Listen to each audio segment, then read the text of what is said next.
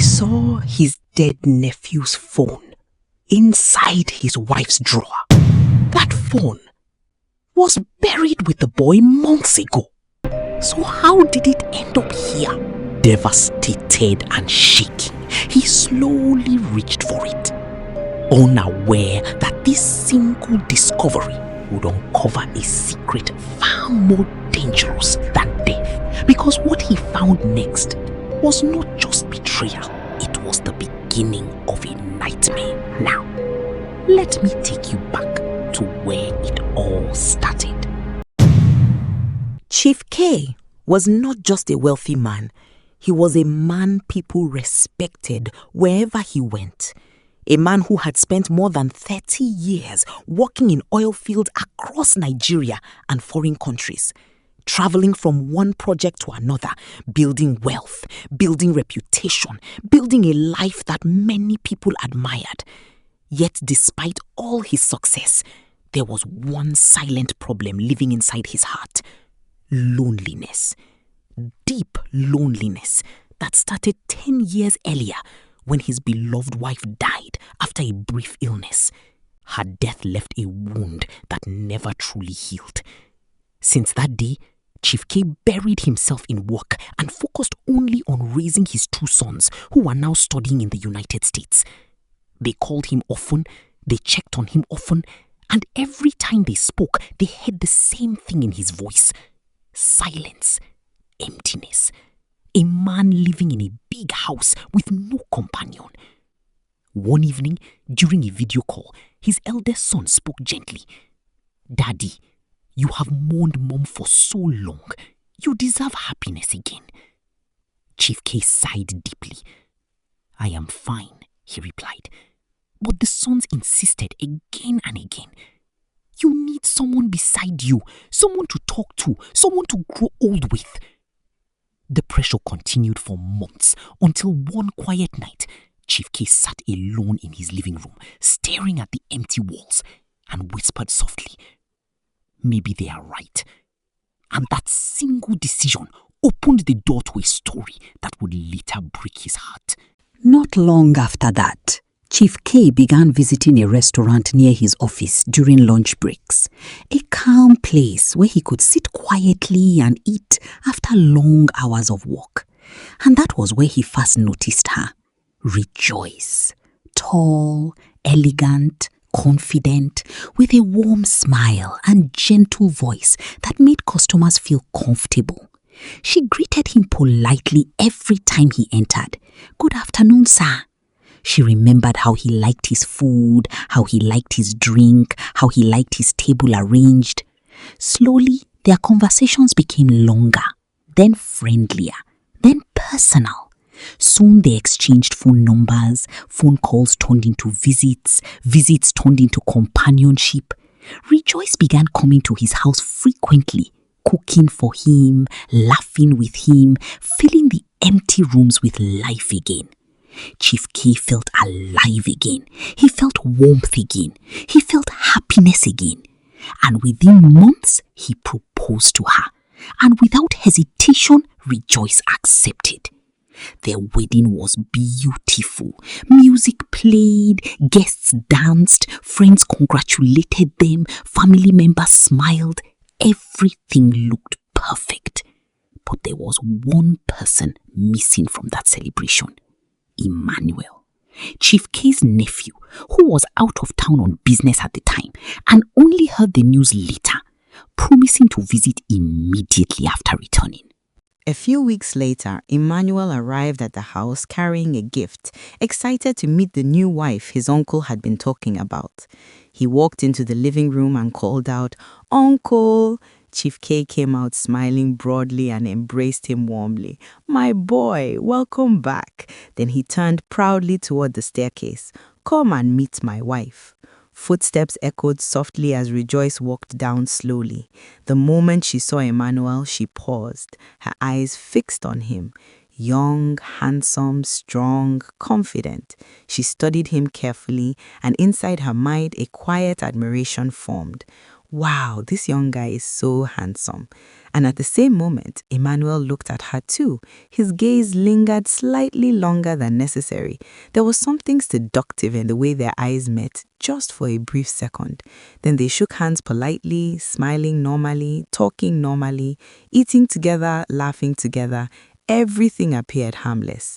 Yet, beneath that normal moment, a silent spark had already been lit. Months passed, and the marriage between Chief K and Rejoice continued peacefully. They traveled together, attended events together, enjoyed their new life together. But slowly, another problem began to grow inside the house: childbearing. 1 year passed without pregnancy, another year passed without pregnancy, and the silence began to turn into worry. One evening, Rejoice sat beside Chief K in the living room and spoke with tension in her voice. "It has been 2 years now. I am not yet pregnant. We need to do something." Chief K remained calm. "Let us wait for God's time," he replied gently. But Rejoice shook her head immediately. "No, I don't want to wait. You are saying this because you already have your own children. I don't have any. I need my own child." Her voice trembled with fear. Chief K sighed again. "We will be fine," he said, but he avoided going deeper into the discussion each time she raised the topic, and that avoidance frustrated her deeply.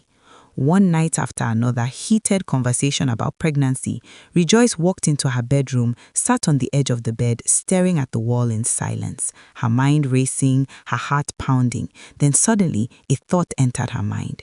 Her eyes widened slowly and she whispered under her breath, "I think I found the solution.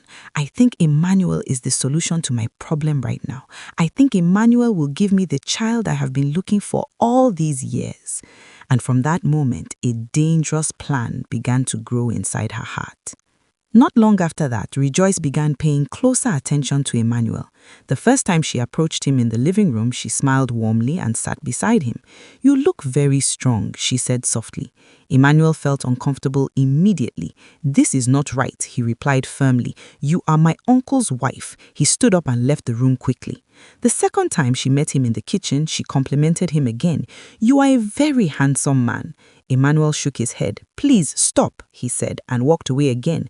But the third time, everything changed. It was late in the evening, the house was quiet. They were sitting together in the living room, watching television, rain tapping softly against the windows. Rejoice turned toward him slowly. "I feel lonely sometimes," she whispered. Her voice sounded emotional, her eyes looked vulnerable. Emmanuel hesitated. His resistance weakened, his breathing became heavier, and in that moment, temptation won. That night marked the beginning of their secret affair. Later that same night, Emmanuel sat alone in his room, staring at the ceiling, thinking deeply. "This woman is pulling me into something dangerous," he murmured quietly. Then another thought crossed his mind, a darker thought. "I have been begging my uncle for money for years and he keeps telling me to wait." He paused, then a slow smile formed on his face. "I think this is the right time to milk this woman for money." And from that moment, both of them carried secret plans inside their hearts. Rejoice wanted a child, Emmanuel wanted money. Two people, two hidden motives, two dangerous intentions moving in the same direction without knowing the disaster waiting ahead. Weeks passed, months passed, their secret meetings continued quietly, but Rejoice still was not pregnant. Frustration began growing inside her like fire. One afternoon, she called Emmanuel. "I am tired. I want to end this," she said firmly. Silence filled the phone line. Then Emmanuel laughed slowly, coldly. "You think you can just walk away?" he asked. Her heart started beating faster. "What do you mean?" she whispered. His voice turned serious. "I recorded everything," he said. Her body froze instantly. "If you don't send me money, I will send the video to your husband." Fear swallowed her completely, and that was how the blackmail began. At first, he asked for a small amount of money. She sent it immediately. Then he asked again and again, week after week, month after month. Her savings disappeared. Her peace vanished. Every phone call filled her with fear. Every message made her hands shake. She felt trapped, suffocated, desperate. One night, after sending money again, she sat alone in her bedroom, crying quietly, staring at herself in the mirror, breathing heavily. Then, slowly, fear turned into anger. Anger turned into determination. She wiped her tears, picked up her phone and called Emmanuel. "You asked for 15 million naira. I will give it to you," she said calmly. Emmanuel became excited immediately. He believed victory had finally arrived. He laughed happily and agreed. Later that night, Rejoice drove to his apartment with cold determination inside her heart. When she entered, Emmanuel was already drinking wine, relaxed, confident, smiling proudly. He believed he had won. Rejoice forced a smile. "Pour me some wine," she said casually. Emmanuel nodded. "Okay, let me get you a glass," he replied. He turned his back and walked toward the kitchen. At that exact moment, Rejoice's eyes landed on a heavy flower vase sitting on the table. He swung the vase with full force. The impact was loud. The vase struck his head and he collapsed instantly onto the floor, blood spreading quickly. He struggled to speak. "Please, don't," but she struck him again, harder and again, until the room became silent and Emmanuel stopped moving completely. She rushed to the table, grabbed Emmanuel's phone immediately. Then she saw the laptop still open. She quickly removed the flash drive connected to it and slipped it into her bag. Then in panic, she lifted the laptop and smashed it violently against the floor, breaking it into pieces. She grabbed chairs and pushed them over, scattered clothes across the room, opened drawers and threw items everywhere, breaking objects deliberately, creating chaos, staging the scene to look like an armed robbery. Her hands shaking, her breathing heavy, she wiped the vase quickly, grabbed the phone and flash drive tightly, then rushed out of the apartment into the night, disappearing before anyone noticed. A few days later, rumors began circulating across the neighborhood. Emmanuel was dead. People whispered everywhere. Police officers arrived. Investigation started. They searched the apartment carefully. They saw the broken furniture, the scattered items, the damaged laptop. Everything looked like a robbery. No witnesses, no cameras, no clear evidence. The case slowly faded into silence. Months passed, but Rejoice's fear remained. She was still not pregnant. Time kept moving. Anxiety kept growing. One evening, she sat beside Chief K again and spoke carefully. "I think we should try another method." Chief K looked at her.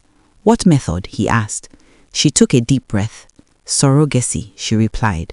Chief K remained silent for a long moment, thinking deeply. Then finally, he nodded slowly. "All right, since you really want a child, we will consider that." Relief filled her face immediately. Then she spoke again. "I also want to travel next week to visit my parents. It has been a long time." Chief K agreed without suspicion. A few days later, Rejoice traveled, leaving Chief K at home managing his business. One afternoon, he began searching for important company documents. He checked his office, nothing.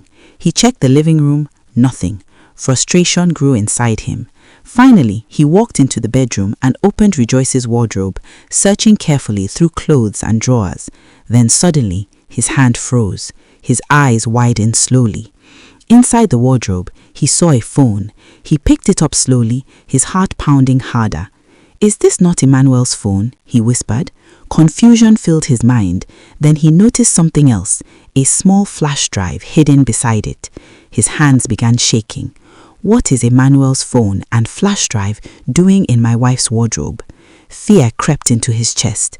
Slowly, he walked to his laptop, inserted the flash drive. The screen lit up. A video began to play, and within seconds, his entire world collapsed, because on that screen, he saw his wife and his nephew together, secretly, intimately betraying him. Tears filled his eyes. His voice trembled. So this is the reason you killed Emmanuel." Pain and anger exploded inside him. Immediately, he picked up his phone and called the police, reporting everything calmly. Then he called his wife, pretending nothing was wrong. "Come back home, I miss you," he said quietly. Later that day, Rejoice returned home smiling. "Baby, you are calling me like this? You really missed me?" she said playfully. But before she could take another step, police officers appeared behind Chief K. Her smile disappeared instantly. Fear filled her face. Chief K looked at her with tears in his eyes. "So this is what you have been doing," he said slowly. She collapsed onto the floor, crying bitterly. "It's because I want my own child. I have been begging you for a child for so long. I desperately want my own child." Chief K's voice shook with pain. "That is why you slept with my nephew. That is why you killed him," he asked, anger and heartbreak mixing in his voice. "I gave you everything, and this is how you paid me back?" Police officers stepped forward, placed handcuffs on her wrists, and led her away while she cried helplessly. That night, Chief K sat alone in his living room, surrounded by silence. He picked up his phone and called his sons. When they heard the story, they were shocked and full of regret. "Daddy, we are sorry. We should not have forced you to get married again," they said. Chief K sighed deeply and spoke quietly. "I will never get married again. I would rather be single than live in this kind of pain again." Moral of the story: desperation can push people into dangerous decisions. Greed can destroy trust. Secrets may hide for a while, but the truth always finds its way to the surface. If this story touched you or taught you something about love and trust, don't forget to like this video, share it with someone you care about, and subscribe to Story Vibes for more real-life stories like this.